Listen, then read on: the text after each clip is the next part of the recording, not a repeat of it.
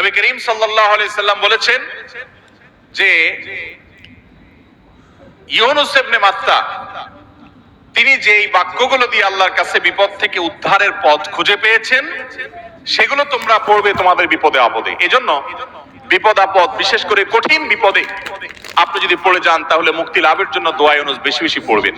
এর পাশাপাশি আরো দুটি আমলের কথা বলতে পারে যেটা আমার জীবনে বহুবার আমল করে দেখেছি, আমি হাতে হাতে পেয়েছি আলহামদুলিল্লাহ। এক নম্বর হলো দোয়া ইউনুস, আরেকটা হলো ইস্তেগফার।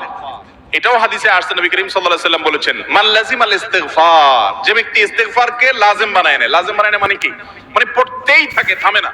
টয়লেটে গেছে তখন শুধু বন্ধ, খাচ্ছে তখন শুধু বন্ধ, ঘুমাচ্ছে তখন শুধু বন্ধ, আর সারাক্ষণ পড়তেই থাকে ইস্তেগফার। আস্তাগফিরুল্লাহ ওয়া আতুবু ইলাইহি, সাইয়্যিদুল ইস্তেগফার বা যে কোনো ইস্তেগফার, সবচেয়ে ছোট ইস্তেগফার আস্তাগফিরুল্লাহ আস্তাগফিরুল্লাহ। এটা যে পড়তেই থাকে, নবী করিম সাল্লাল্লাহু আলাইহি ওয়াসাল্লাম বলেছেন তার যে কোনো বিপদ থেকে বের হওয়ার জন্য আল্লাহ তাআলা নিজে পথ দেখায় দেন। এমন ভাবে পথ দেখাবেন সে কল্পনাও করবে না। এবং জীবনে বহুবার আমি আমলটা করে দেখেছি, কঠিন কঠিন বিপদে আল্লাহ তাআলা কিভাবে উদ্ধার করেছেন আমি নিজে অবাক হয়ে গেছি, সারপ্রাইজড হয়ে গেছি। নাম্বার 3, দুরূদ। দুরূদের ক্ষেত্রে হাদিসে একই কথা বলা আছে, যে ব্যক্তি দুরূদ বেশি বেশি পড়বে ওই ব্যক্তির সমস্ত পেরেশানি থেকে মুক্ত হওয়ার জন্য এই দুরূদ যথেষ্ট হয়ে যায়।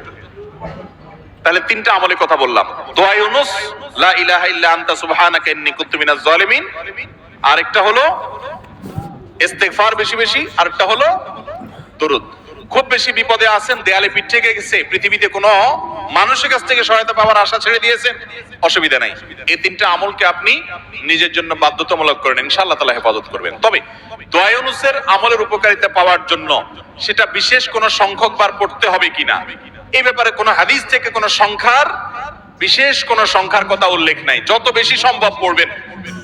দুনিয়াবি কোনো বিষয় হাসিলের জন্য অভিজ্ঞতার আলোকে, রুকিয়া হিসাবে, ঝাড়ফুঁক হিসাবে বা দুনিয়ার কোনো কাজে আল্লাহর কাছে প্রার্থনার অংশ হিসাবে তাজরিবা দ্বারা অনেক আমল, যেমন ঝাড়ফুঁকের মধ্যে যেরকম, রুকিয়ার মধ্যে যেরকম বিভিন্ন আমল, আয়াত, হাদিস সংখ্যা ঠিক করে আপনার উলামা ইকরাম করে করে সেটা তাজরিবা পেয়েছেন, ওই আলোকে করা যায়, সেভাবে করা যেতে পারে। কিন্তু সওয়াবের আশা যদি হয় যে এত সংখ্যক বার পড়লে এটা হবে, তাহলে সেটা হাদিস দ্বারা প্রমাণিত না।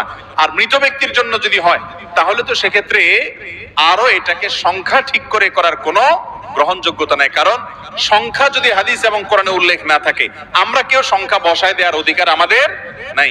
বিশেষ করে মুর্দার জন্য যে খতমের সিস্টেম আমাদের দেশে প্রচলিত আছে, এই সিস্টেম বেদাত, এবং এতে কোনোভাবেই মুর্দার কোনো উপকার হবে না।